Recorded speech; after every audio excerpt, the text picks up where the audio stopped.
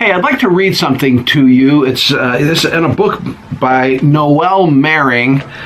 Title is Awake, Not Woke. She is a fellow at the Ethics and Public Policy Center. She's a writer for a number of different publications, and it has to do with sexuality in our culture. I'm reading this to you in a spirit of, I think it's important for us to know this.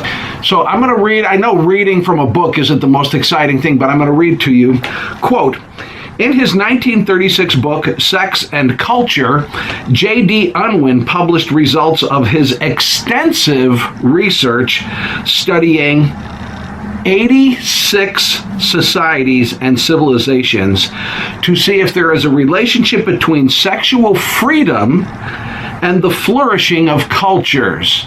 End of quote.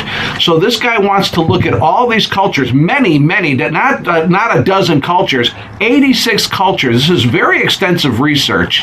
And he's looking to see, is there some relationship between sexual freedom and the flourishing of the culture? In other words, is this a good thing? Is sexual freedom in a culture, is this a good thing? Let me continue reading. Quoting again now, Unwin, a social anthropologist from Oxford, measured flourishing in terms of art, architecture, agriculture, engineering, literature, and so forth. He divided his inquiry into multiple categories, including restraint before and after marriage. The single most influential factor in determining the flourishing of a society, Unwin discovered, was whether prenuptial chastity was a strict social norm or not. When this was combined with absolute monogamy, the society flourished all the more. Of this finding, Unwin scholar Kirk Durston notes, rationalist cultures that retained this combination for at least 3 generations exceeded all other cultures in every area, including literature, art, science, architecture, engineering, and agriculture. End of quote. In other words, I know people won't like this, but sexual restraint, sexual morality, as opposed to do whatever you want to do sexually, was better for a culture. It was better for the culture to have some sexual morality and restraint. Let me continue reading. I'm just trying to bring to you the results of this research.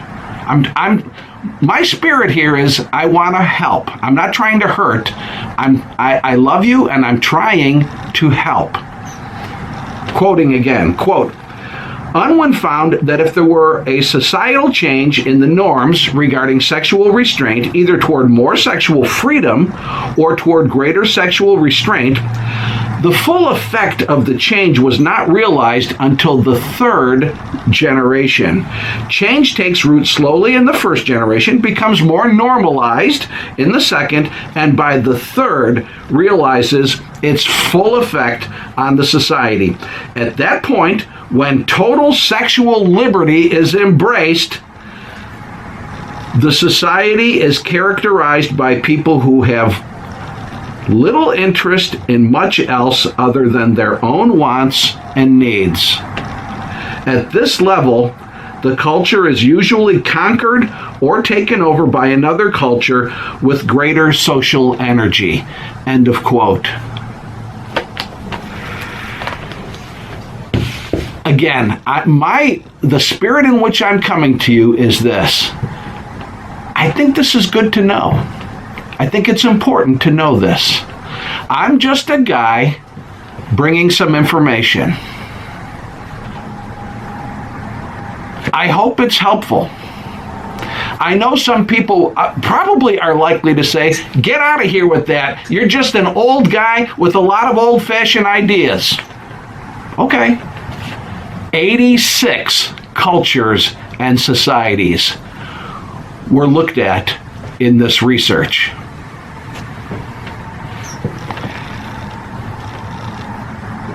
We need to pay attention.